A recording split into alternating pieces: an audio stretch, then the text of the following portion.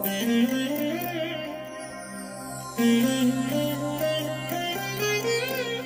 దినం పరము నుండి దిగివచ్చు మాట. ఇది నీ జీవితానికి వెలుగుల బాట. నీ ఒడిలో ఉంచబడిన దీవెనల మూట. మార్చి 10 సంవత్సరమంతా మీరు బైబిల్ చదివి ముగించడానికి ఈరోజు మీరు చదవలసిన లేఖన భాగము ఉదయం విద్యోపదేశ కాండం 11, 12 మరియు 13 అధ్యాయములు. సాయంత్రం మార్కు సువార్త 12వ అధ్యాయము 1 నుండి 27వ వచనం వరకు. క్రీస్తునందు నాకు అత్యంత ప్రియమైన దేవుని బిడ్డలారా, ఈ ఉదయకాల సమయంలో ప్రభు కృప మీకు తోడైయుండునుగాక. ఎలా ఉన్నారు దేవుని బిడ్డలారా? బాగున్నారు కదూ? ఆయన యొక్క కృపాక్షేమములు మీకు సదాకాలం తోడై ఉండునుగాక. ఆయన సన్నిధి మిమ్మల్ని బలపరిచి మీకు నూతనమైన త్రోవ చూపించి మీరు చేరవలసిన చోటుకు ఆయన ఆత్మ మిమ్మల్ని చేర్చాలని ఇష్టపడుతున్నాడు. మీరు ఆయన వైపే చూడండి, ఆయన తట్టే తిరగండి, ఆయనను గురించి మాత్రమే మీరు ఆలోచన చేయండి. తప్పకుండా మీకు జయం కలుగుతుంది. ఈ రోజున ఒక విజయపు దినమని మీరు జ్ఞాపకం చేసుకోండి. కృప మీకు తోడై ఉండునుగాక. ప్రియ దేవుని బిడ్డలారా, ప్రభువారు ఇచ్చిన వాక్య భాగాన్ని చదువుకుందాం. లూకా సువార్త 15వ అధ్యాయము 13వ వచనం. కొన్ని దినములైన తరువాత ఆ చిన్న కుమారుడు సమస్తమును కూర్చుకొని దూరదేశమునకు ప్రయాణమైపోయి అచ్చట తన ఆస్తిని దుర్వ్యాపారం వలన పాడు చేసెను.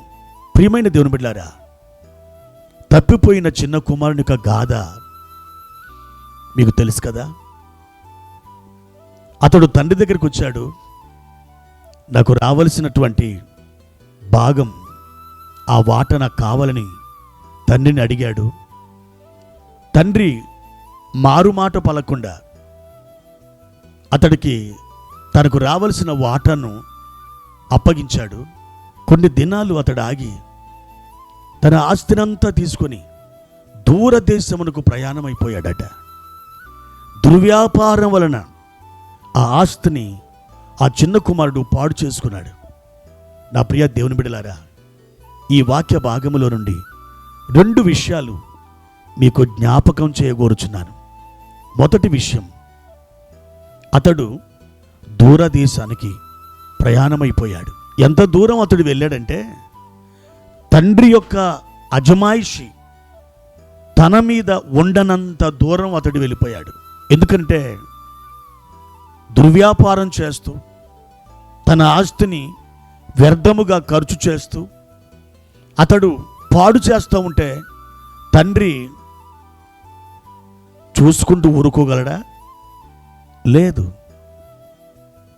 రే, నువ్వు అలా చేయడం బాలేదు, నువ్వు అలా చేయకూడదు, ఈ ఆస్తిని దాని కొరకు, ఈ డబ్బుని దీని కొరకు వాడకూడదు, ఈ వ్యాపారం కొరకు, ఇదిగో ఈ కార్యం కొరకు దాన్ని నువ్వు వాడుకోవాలి. ఈ విధంగా తండ్రి చెబుతాడు. తండ్రి ఇలాంటి ఆజ్ఞలు ఇస్తాడు. కాబట్టి ఆ తండ్రి ఇటువంటి ఆజ్ఞలు తనకు ఇవ్వకుండా, అసలు తండ్రి నాకు కానరాకుండా, ఏ అజమాయిషి నా మీద ఉండకుండా నేను అతనికి దూరంగా వెళ్ళిపోతూనే బాగుండును అనుకొని దూరదేశానికి వెళ్ళిపోయాడు. ప్రియమైన దేవుని బిడ్డలారా, చిన్న కుమారుడు యొక్క కథ అదైతే మరి మన కథ ఏంటి? మనం కూడా దేవుని యొక్క స్వరాన్ని వినలేని దూర ప్రయాణం చేశామా? అంత దూరానికి వెళ్ళిపోయామా? దేవుడు మాట్లాడుతుంటే వినిపించుకోలేనంత దూరం మనం ఎడమైపోయినామా? ఒకసారి మీరు ఆలోచన చేయండి. దైవజనుడు వాక్యం ప్రకటిస్తున్నాడు. నీలో ఉన్నటువంటి లోపాలు ఆ వాక్యం ద్వారా బయటపడుతున్నాయి. అయినా కానీ చెవులు మూసుకుంటున్నావా? నాది కాదులే అని పట్టి పట్టనట్లుగా దాన్ని త్రోసివేస్తున్నావా? ఆ చిన్న కుమారుడు కంటే చాలా ప్రమాదకరమైన దూరానికి నువ్వు వెళ్ళావని ఈ ఉదయకాల సమయంలో నువ్వు గ్రహించాలి. ప్రియ సహోదరుడా, సహోదరి, దేవుని స్వరానికి లోబడు. ఆయన మాట వినగలిగే దగ్గరలో, ఆ ఆత్మ సంబంధమైన సమీపములో నీవు కాపురం చెయ్యి. రెండవదిగా, దుర్వ్యాపారం వలన ఆ ఆస్తిని ఆ చిన్న కుమారుడు పాడు చేశాడట. ప్రియ దేవుని బిడ్డలారా, నీకిచ్చినటువంటి తలాంతులు కానీ, నీకిచ్చినటువంటి కృప కానీ, నీకిచ్చిన ధనము కానీ, నీకిచ్చినటువంటి ఆస్తులు కానీ ప్రయోజనకరమైన వాటి కొరకే నువ్వు వాడుకోవాలి. ఏమాత్రం వాటిని వేరే ఉద్దేశంతో దేవుని చిత్తానుసారం కానీ ఆ మార్గంలో వాడడానికి వీల్లేదు. ఒక్క మాట, సంపాదించేవాడు ఎప్పుడు వృధా చేయడు, వృధా చేసేవాడు ఎప్పుడు సంపాదించలేడు. మీరు దేవుడిచ్చినటువంటి వాటిని సద్వినియోగం చేసుకుంటున్నారా, లేక పాడు చేసుకుంటున్నారా? అది ఆత్మీయం కానీ, అది భౌతికమైనదైనా కానీ మీరు ఆలోచించండి. సద్వినియోగం చేసుకుని ముందుకు వెళ్ళండి. ప్రభు కృప మీ ఎడల ఇంకా సమృద్ధిగా దయచేయబడునుగాక. ప్రార్థన. ప్రియమైన తండ్రి, మీ ఘనమైన నామానికి వందనాలు.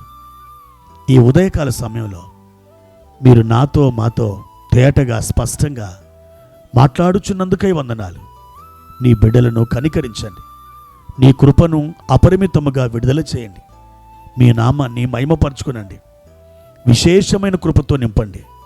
తండ్రి, మీ స్వరాన్ని విని, మీ స్వరానికి లోబడి మేము మీకు సంతోషదాయకంగా జీవించే సామీప్యంలో ప్రభువా బ్రతకడానికి కృపను అనుగ్రహించమని, మీరిచ్చినటువంటి వాటిని వ్యర్థము చేసుకోకుండా సద్వినియోగం చేసుకోవడానికి సహాయము దయచేయమని యేసు పేరట ఈ ప్రార్థన అడుగుచున్నాను తండ్రి. ఆమెన్.